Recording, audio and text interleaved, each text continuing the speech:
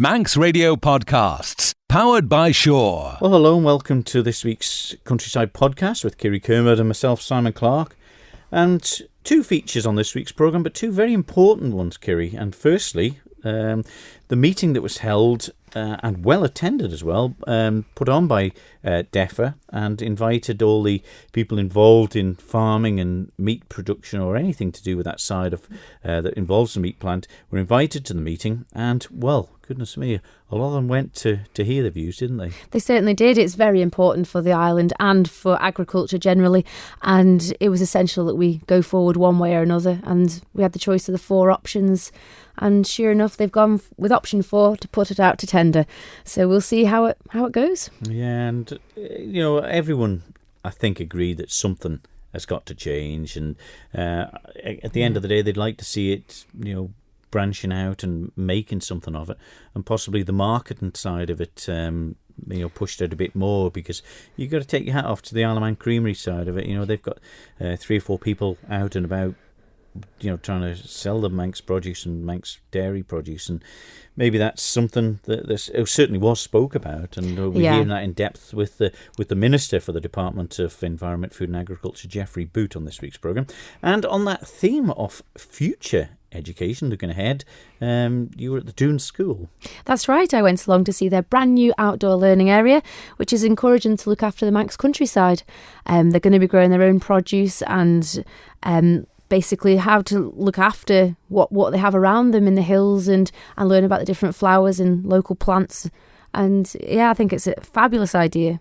OK, so that's this week's Countryside. Here it is now. Manx Radio's Countryside is brought to you by NFU Mutual.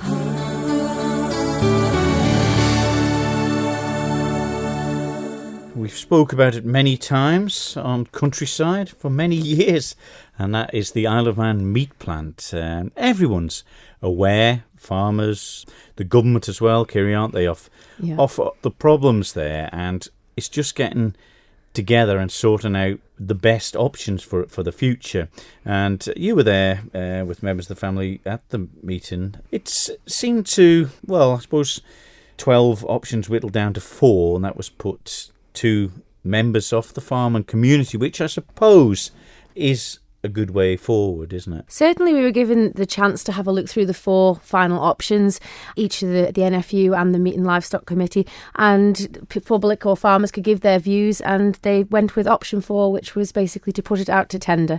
We've got to go forward one way or another, and this was their best option, so we'll see how we go. Well, I caught up with the Minister for DEFA, Geoffrey Boot, the day after he had time to digest what had been, I'd imagine, a fairly quick running evening, to get his views on it. And, to talk about, firstly, there was 1 or 2 people turned up, I suppose. Yes, a few. It was a good meeting, actually. We planned for around 200. We had 172 seated, and standing room, I estimate over 200 people. I took a little bit of a straw poll to find out who they were, and around 70% were farmers. There were some butchers, wholesale, retail, so it was a good mix. It's nice, I suppose, and encouraging that the people actually involved in it bothered to turn up. Well, I'm pleased that they have, because it was not a consultation meeting, it was an informative meeting to let the industry know what's been going on behind the scenes. The meat plant has been, as I said last night, in a fairly dark place over the last few years, and government's been putting more and more money in subvention. And in fact, in the last 12 months, if you look at the trend, it's now at around £1.4 million, and that simply cannot go on. I felt last night that there was a realisation in industry that things have got to change. I think the whole top and bottom when you speak to people is that maybe it was too big when it was first built, but we're stuck with that problem. What you and your team are trying to do in consultation with the farmers and producers is to come to this agreement with everybody. What's the best way to eradicate the losses? Well, to eradicate the losses, we need to look at a new business model. We looked at 14 options and we refined those down to 4. We presented those last night, and the final option really is to go out to tender, and that will include the FMA, but with a new business model if they want to tender. And they are in a difficult situation, but I was pleased last night that both the MNFU and the FMA both made statements and support the moves that we're making to try and move the meat plant on. Now, I'll just go back to the size of the premises. Yes, the original building was predicated on a throughput that has never actually been achieved as far as I'm aware, but DOI, who own the building, actually halved the rent 3 years ago. So the rent that's being paid on the building is basically what would be paid on a building half the size. Right. So it's not a matter of rent or rates, it's a matter of the whole business model going forward. Marketing is key, good governance is key, and it's been variable over the years. And sadly, on the marketing side, local market penetration has dropped dramatically. And it's absurd that we're exporting 80% of the meat we produce and we're importing around 80% of the meat we actually consume on Ireland. And there's a big mismatch there, and that means there's a big hole in the local market to fill, but it needs proper marketing. And at the moment, that isn't happening. Lots of myths going around too about certain companies trying to avoid it by the sound of things, by saying, no, it's not quite up to the standard, or we need this certification and what have you. But is this another thing that's involved with the marketing side of it that would clarify a lot of that? I think it is. If you look at the way Isle of Man creameries operate, I think last night we heard that they employ 4 people on marketing. The meat plant has basically had a person involved in marketing, from what I understand. Is the creamery making money? Yes, the creamery is a good business model for a cooperative. And last night I stressed the fact that the FMA is a farmer-owned cooperative. And when the farmers berate us about the price they get or the grading they get within the plant, it's as if DEFRA is responsible for that. Well, we're not. DEFRA has been there to handhold, facilitate, help with substantial amounts of money to enable this cooperative to continue to exist and offer what is, in essence, a strategic service to farmers and, I believe, to the island as a whole. Marketing, we were talking about, I mean, is it just on the Isle of Man, or can we market it better off island as well? Or is the real crux of it to market it here to keep the meat on the Isle of Man? Well, the easy market to address, and the one that is most logical, is the local market. You don't have to transport far. We've got a good product, good provenance, grass-fed in the main. I can't see any reason why local consumers wouldn't want to consume locally produced meat. But that boils down to marketing and how we get that to the local consumer. But yes, at the same time, there needs to be further marketing across, because some of our meat is going to go across whatever happens. We need to establish the Biosphere brand, a good provenance, disease-free. We've got a good story to tell. But the reality is we are small players in the overall meat market of the UK or Europe, and we need to seek out niche markets and exploit those with hopefully a high-value product. But by the sounds of things, people are saying, some of the producers who are supplying here on the Isle of Man are saying, in general, they're not really moaning about what they're actually paying for their produce. When you say that, you mean the farmers aren't moaning? No, the farmers are. Yeah. They're talking frequently about the way the meat is graded in the plant, and I've had to point out on numerous occasions that DEFRA actually provides meat graders as a service to the meat plant, probably at higher cost than the FMA could source themselves. Our graders are independently assessed, and they work on that basis, so there's no commercial pressure on them from either the FMA or us to grade meat. In other meat plants where they commercially employ graders, they can respond to commercial pressures for customers to supply specification according to the customer's demand.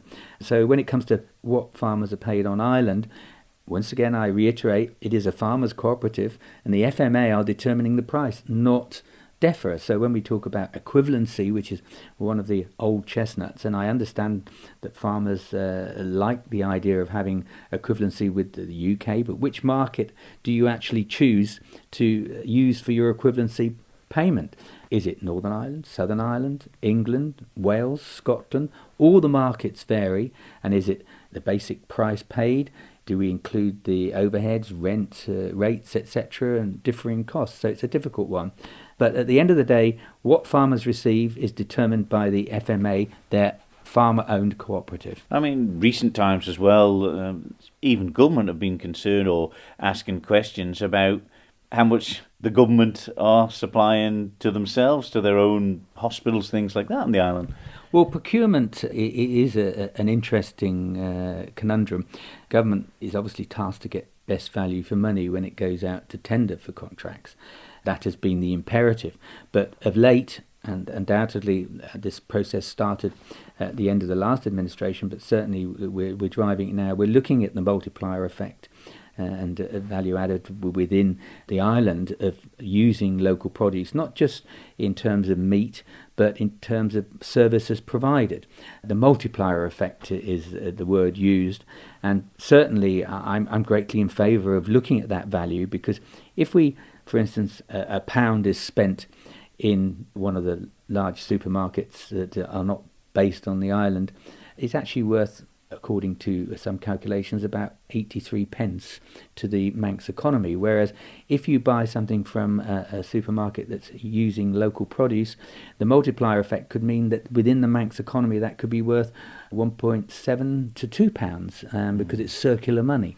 So I'm greatly in favour of better local procurement and more local produce, particularly meat, being used in the hospital and wherever in government that it's used. But I do think, having heard last night from one of the wholesalers, that there is quite a lot of Manx produce going through the National Health Service, for instance, and we were assured last night that price is not an issue. What about pigs? Were they mentioned? Pigs were not mentioned specifically. As you're probably aware, we don't have a lot of pig production on the island, and what we do have is actually used, or basically is used in total, so we are not exporting any pigs. So all in all, sounds like a fairly diplomatic and sensible meeting. And what's the next step for yourselves? Well, yes, I think you're right in that. The mood of the meeting was positive, I felt, and conversations after the meeting are obviously quite useful barometers of where we're going. And I think there is support and a realisation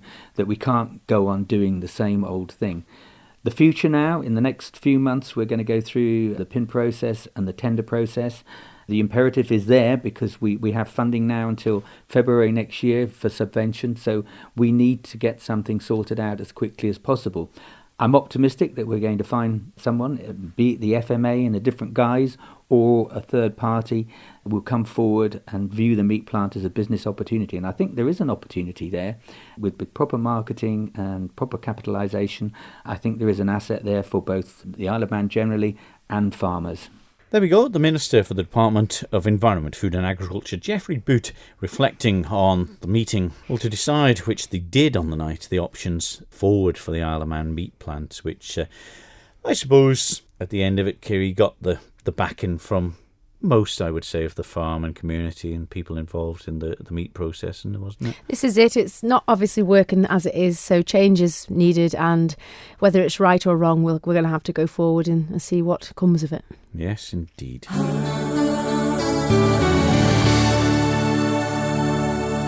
Manx Radio's Countryside is brought to you by NFU Mutual. We're very lucky here on the island to live in such a beautiful place, with the hills and the fields being well looked after by the farmers and growers. So it's essential that the next generation are taught how to look after it equally as well as the previous. So I went along to Dhoon School to see how they're encouraging the children to do just that. Max, you've been very busy here at the Dhoon School with the outdoor learning area. Yes, we've developed an area at the far end of the school which we're hoping we're going to be able to use with all the children for the purposes of teaching them about the Manx countryside, rural sciences, that kind of thing. And, well, I mean, if you have a look at what we've got here, it's a fantastic facility because we've got a new log cabin which has been put in place. This wasn't here before. We have this lovely artificial grass area. That wasn't here before. What we did have was some play equipment, and it was a bit outdated and not looking at its best, probably not safe to use, so we knew we had to do something with it. And that was where the conversation started, really. We wanted something that was able to be used by everyone. The play equipment that was here couldn't be used by everyone. It was designed for the younger children. So what we've got here is something that can be used by all the pupils, all the teachers, but also, and I think this is really nice, it can be used by everybody in the community. it's a base now. We've got a physical space. So I mean, I don't know, but there must be people out there who would find this sort of thing useful. Oh, certainly, because everybody's wanting to get out in the Manx countryside now, fell runners and bicyclists. Absolutely, and we've already had some interest from different people who might want to use this as a bit of a base. To be able to put this in place has been, I mean, I don't know, probably about a year in the making. Wow, yeah. And we haven't done it by ourselves. We couldn't really afford to do this sort of thing on our own. So we have had some help, and we're very lucky, actually, that an organisation, now the name, I'll try my best to get this right. It's the Society for the Preservation of the Manx Countryside and Environment. They've funded a significant amount of this project, and we've done that through one of their members, one of their committee members, who's John, and John's here. John Farragher, you've obviously been actively involved with this then from the start. Yes, me and Max. Max contacted me. He'd heard me on, funnily enough, Women Today, talking about the role of the SPMCE. It's much easier than saying yeah.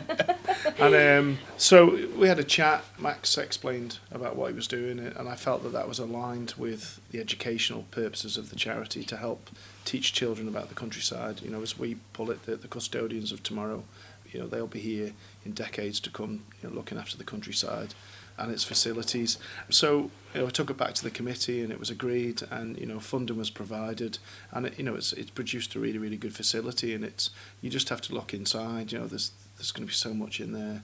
You know, there's identification posters, identification books, geology. There's so much in there. You know, I could sit here for 20 minutes listing everything. Really, you know. But it's given the children a hands-on approach to life outside of towns, basically. Yeah, totally. I mean, Mackord's one of my favourite parishes on the island, isn't it? You know, you've got the river, you've got the beach, you've got the hills behind the school. I mean, I don't know how anyone works here, Max, to be honest. I'd just be sitting out looking out the window.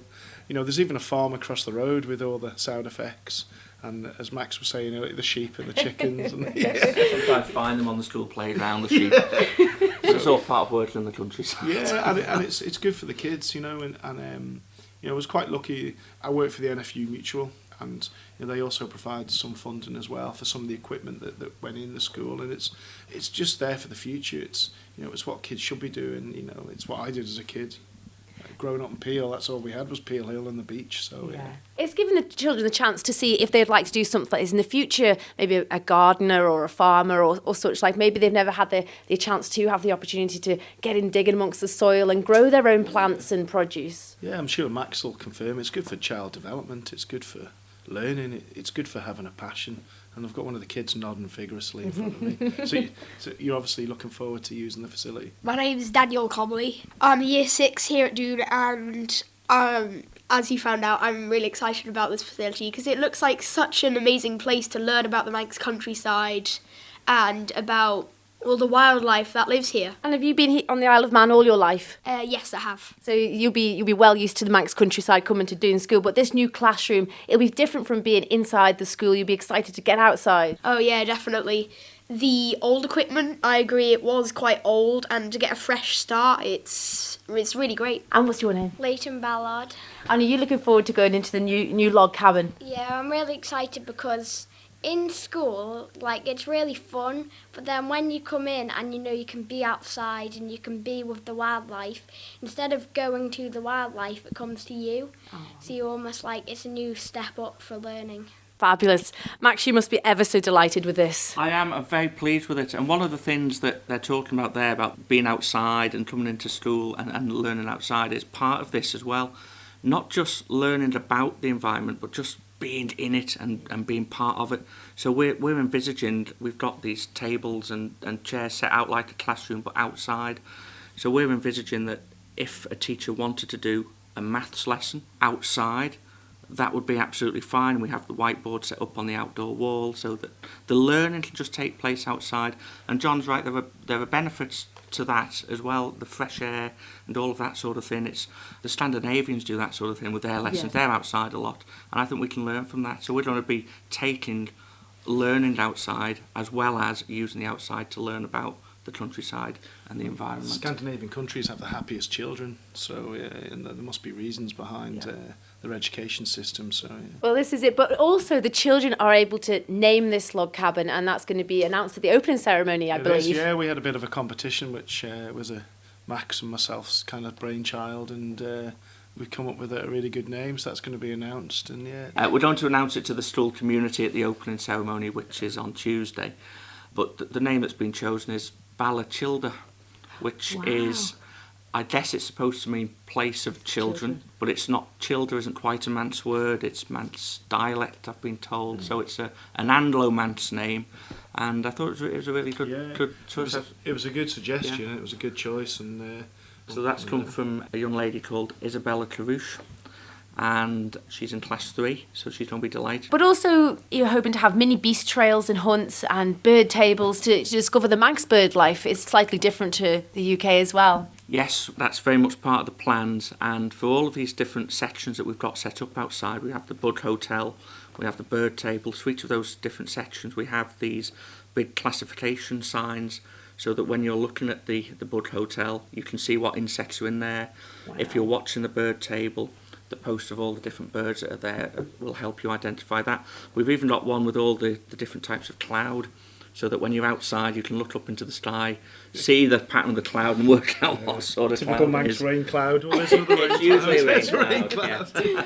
But it's also got electricity, so, you know, on even poor days you can still get outside and enjoy the... Yes, we've tried to make it as usable as possible, so it has electricity, it's got a lovely vinyl floor which has been put down so you can go with muddy feet and everything, but in front of it we've got this area which we've actually put an artificial grass down, and part of the idea behind that is that in this day of children having allergies and hay fevers and things like that, there's no excuse actually. We can get everybody outside. But John, you've been getting approached from other schools for this kind of environment and approach to life as well. Yeah, the society, we're quite happy to help fund educational purposes. You know, we're doing a bit of work with the community farm in Douglas, with Lee Brooks down there. The fantastic job that he does. We're providing education in the countryside, the field to fork concept that they have, which is fantastic. So yeah, you know, it's really good to kind of use the money for good purposes. And There's a lot of the secondary schools when I was there a good few years ago now, but they did have rural science classrooms. It doesn't seem to be, you know, they seem to have changed their ways a little bit now, but it's going back maybe towards the roots again. I hope so. I mean, I'm not the education professional, I'm sure Max would be able to say, but yeah, when I was at school it was slightly different to what it is now, and I'm happy that it seems that we're, you know, on the island, that other aspects of education are becoming as important. You know, you've got the out to play guys from the you know, little, you know, the forest school. There's other aspects of a child's development which are as equally as important as arithmetic, and it's That's very true, and that's certainly something that we do here at Dhoon, isn't it, chaps? We have the forest school experience that we put in. We do work with partners like the Children's Centre. We do our residential visits, which you're looking forward to. Yeah, Where are we off to? We're going to Shropshire at the end of this year for outdoor activities, so it's going to be really fun. So in the cabin, guys, what's going to be your favourite part, do you think? I think all the sciencey and experiments, we've got lots of, we've got bird wings, we've got bones, we've got skeletons, and so it can just, instead of seeing it from maybe a couple of metres away, we can see it close up and see the small details and the great parts of the animals.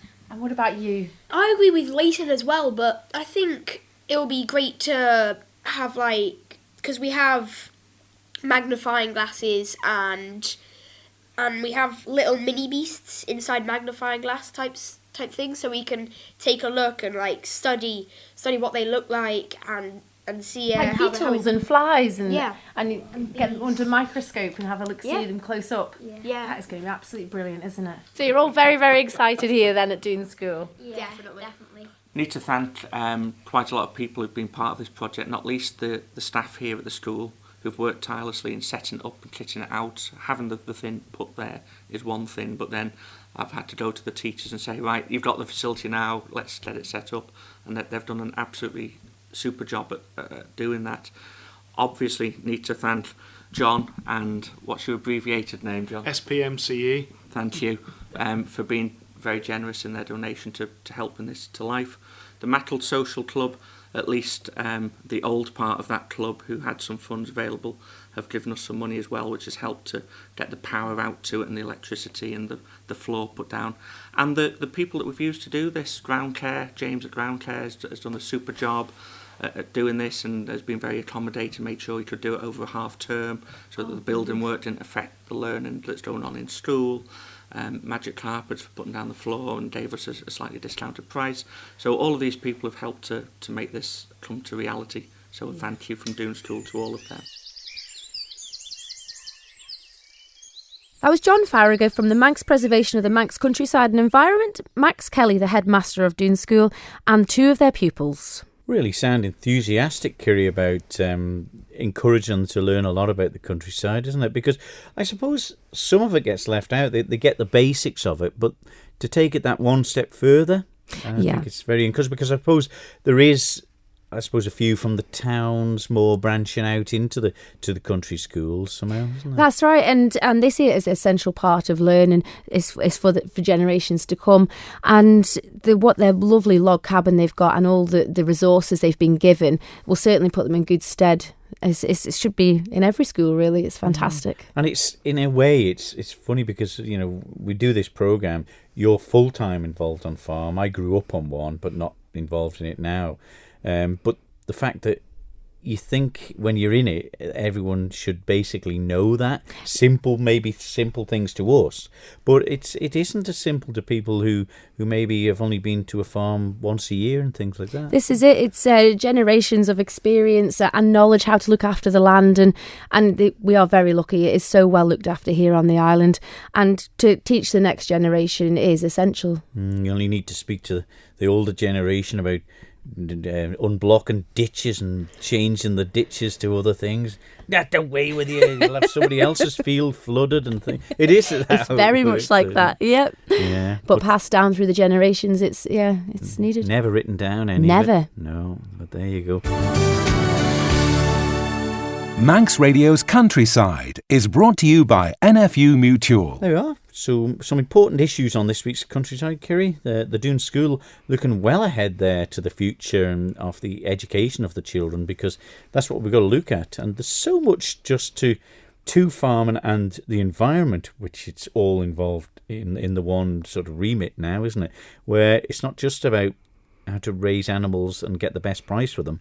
Looking after that whole circle of life, so to speak, isn't it? Oh, absolutely. The island is such a beautiful place, and without the farmers and growers doing what they do and taking the knowledge down from generation to generation, it wouldn't look quite as good as it is. No, and I'm glad that the question wasn't asked about how calves are made and things like that on the programme. And also Jeffrey Boot giving his verdict on the very important meeting that was held about the future of the Isle of Man meat plant. And the great thing about that was the attendance, wasn't it? Oh, so fantastic. Many people are interested in keeping that meat plant going, aren't they? Definitely. It's essential for the island. That's all for this week's Countryside, though. We'll be back at the same time next week with more. So from me, Simon Clark. And me, Kiri Kermode. We'll see you then. Bye-bye. Bye-bye. Don't sit in the slow lane. Join the fast lane right now with Shaw's all-new Super Fast Plus broadband. Enjoy more bandwidth, amazing speeds and the best value on the island from just £23.95 per month.